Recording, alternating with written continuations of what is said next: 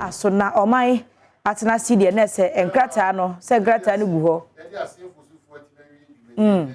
na me ko hazo pepe jeja asen kwa ni bi wa portal so ebuotutu asefo ya che asen kushia man hene de onu so no won de odanso na ma me sorry kra me momodia senya so na me so na we do adaroma ba me ma me so na maka ku de adaroma me sorry prekopere na adaroma na etwi ni kan fema ohwe benkum na ohwe nifa na wa na tu kan so oba na wa no opia water ne sa o hihye ono ma yi pepepe na wo de wo bo wo ba mpa pia water no fa ne hono ne to hono mo wonni akokoduo mpo mfa nto ho sa na ye ne hihye dara o ya bi hira o wa ye adwuma eche ye betima yo ye be ye betima se na timi aye wo hono mo ana eche ya kan nyina no ye betima ye nem se eche ye yiri ye ho na yetimi eka se debi a debi so atase na ha no ye debi ka no edin e wo form kakra I say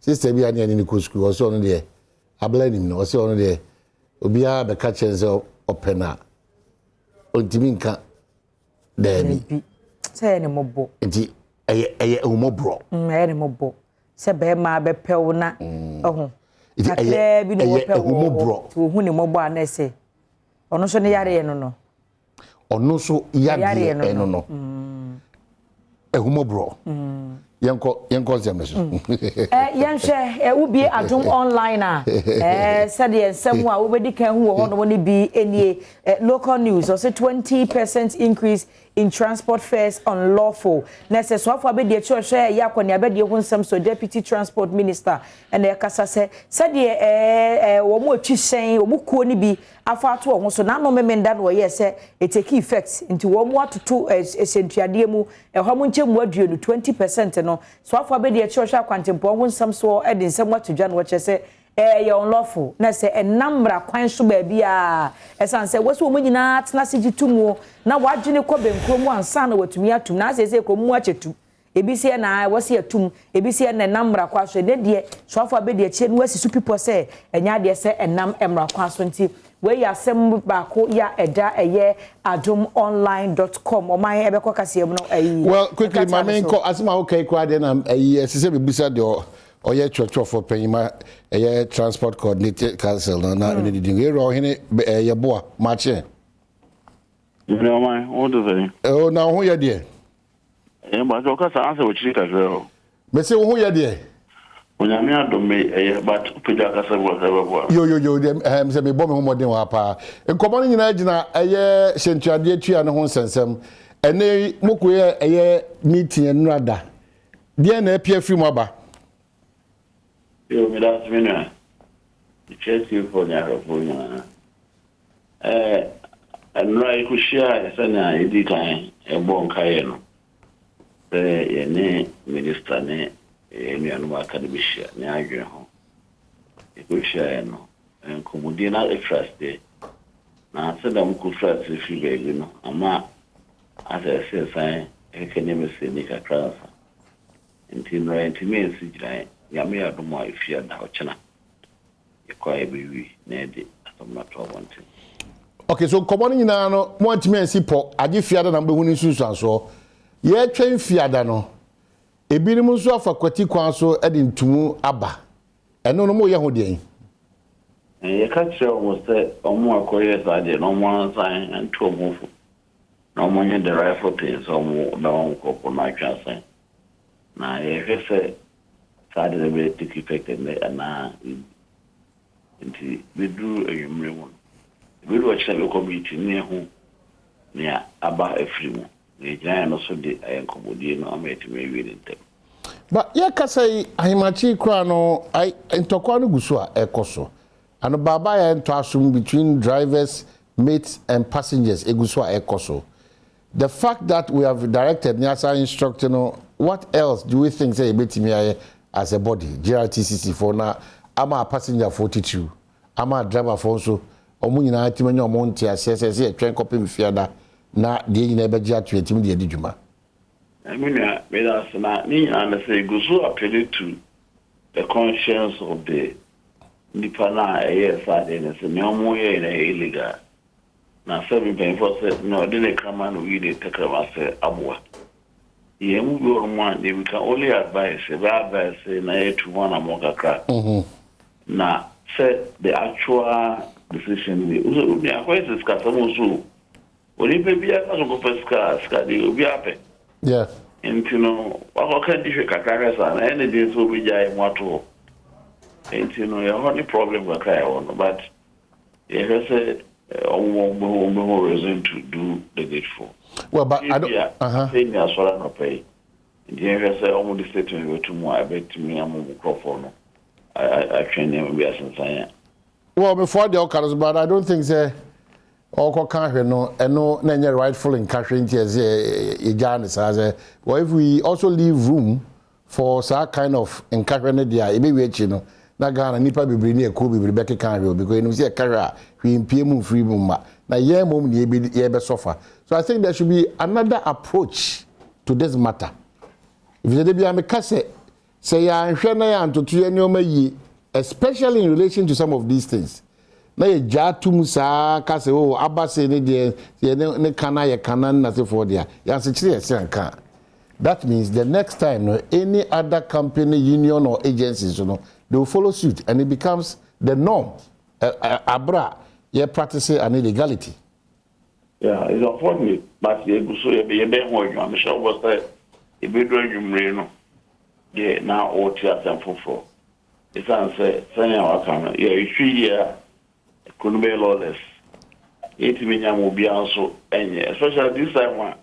We say can now lot of stations crave.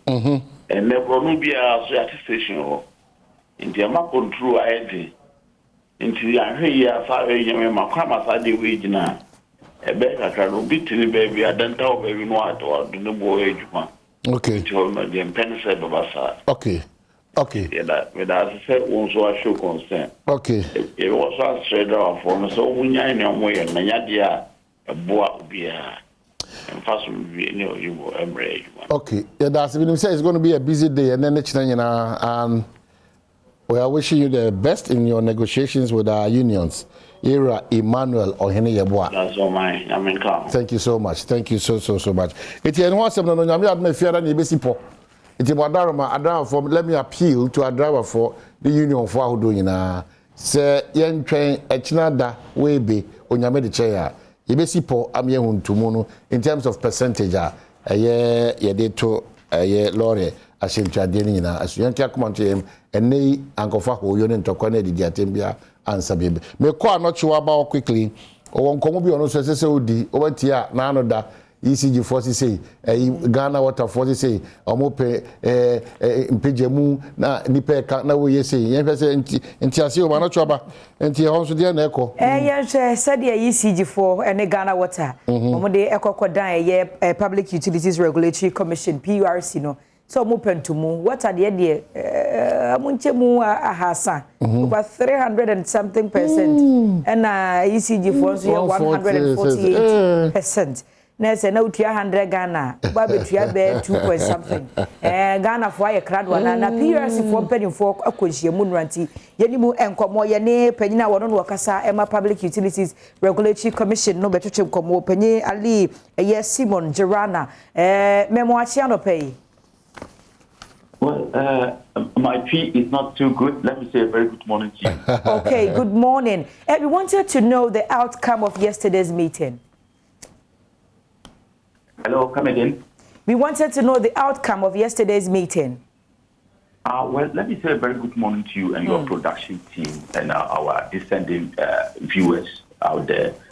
Let me indicate that the PURC has commenced the processes leading to the final determination of a tariff, a major tariff, which we most of the times refer to as a multi-year tariff. That is a tariff spanning from 2022 to 2027. That is what we are about doing. And we have commenced the process. We are engaging the stakeholders. Yesterday, for instance, we engaged the media, civil society, and think tanks, including all the utilities. And when I say the utilities, I'm referring to the utility service providers, i.e., Gridco, Netco, ECG, VRA, GMPC, Ghana Gas, etc., etc. the utilities were given an opportunity to do a presentation of their proposal before these stakeholders, i.e. the media, civil society, and other stakeholders who were present, so that these stakeholders be given an opportunity also to make inputs into their proposals. If they are saying, for instance, ECG is proposing an upward adjustment of tariff of some 148%, increase in tariff. So they were given an opportunity to tell the stakeholders the factors or the reasons underpinning these increments that they are proposing. So they were given that opportunity. Questions were asked, responses were given. At the end of the day, PURC, as an independent body that is seeking to protect the interests of the consuming public and also being mindful of the financial viability of the utility, will look at the numbers and strike out a deal, and a final tariff will be announced after all these consultations are done. So when are Ghanaians to expect when the PURC will finally come and announce these tariffs that you've agreed to? In July. In July.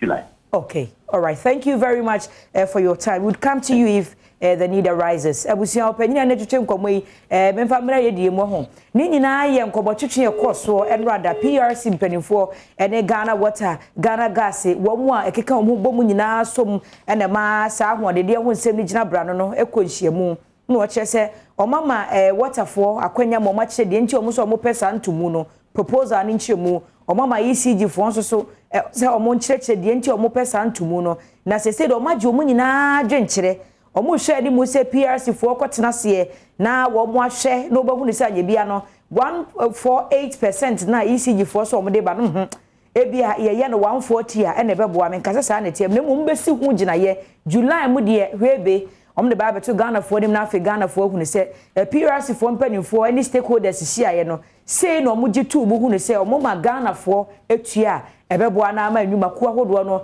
eho nsem atumi akọ nanim tie ho nkomo nyane Ali Simon Jarana ono ye PRO edema PURC etochen ye no oman na se bi ekọ ye see anum say ye hwe anum say July no say July me boa say July until some of the Atwejo Democrat quickly run with through na fi ago can see un nsem atimi dia but the Chronicle say 3 Ashaman boys dragged to court charged with murder, robbery, and then Nana Bin Sunfonyi Dahan say Henry Nana Boache, I will lead MPP to recapture lost seats. And once them our say we will make AFO the third force for MPP. Nsande ande okura ya ode. I don't know so omukaza. Nse mo have mu pempuntu ana. No, but ana we ya manyo say. Me sure say sana na nanam kan. We will make AFO the third force for MPP. One kaza. Ana MPP sheto ho. Daily Graphic. Nana no madaroma nyesa na pese. Munchu mo humfra mo yese bu kakra. Empa manyosa. Daily Graphic. Funding Africa's development. AFDB needs capitalization. President Naka say utility companies want increased tariffs and danger of smoke revealed. Inhalation causes hypertension, pneumonia, lung problems. Research Naka wasem. The new crusading guide codify royal lineage. Ekufuado suggests to chiefs as panacea for conflicts, and Baumia surprises taxi driver with 20,000 Ghana cedi gift. The Ghanaian Times. Let's raise funds internally for development. President urges African leaders. Daily guidance to say Nana frowns on Africa's reliance on World Bank and new charges for Collins Dowda for others. And once our daily guide. And drastic times deserve drastic measures. Enipe binum anakin anafi yera oseche mensabo to say I don't own Sumpa FM. Majority leader anakase. Na o man said ye udi tu dwa se mampanyina be de akire abo ye hyenkani bi abaso no. Se hwe ani mu se sa hyenkani no obeba fidue mu ase sanse say wafa obi say de nneema mu aye din yi nipa na gya ne polythene bag wo ma na ne bag wo mu ko bie mu a 84 million e ne hyem wo se me chini hwehwe nipa de na de ama no no de ma no so na efe sanso obi a ho kire no o ma na wose de si adwene mu wo bekom kwa na bosia e na dwadini no akwagie no de kwa ye adwuma nti wo fa ya ka dwadini ni gina bere e wo he eti ene no obetwetwe nkomo na ebrepam no obebe fie ha na ye di nkomo all right ye de si anum say ye ko hwese ye ni anum de agokansi hu nsem bebre no achi ma menka say ye wo Ghana nkomo ana ye wo afisem ana ye wo mpensem mu ye kwaba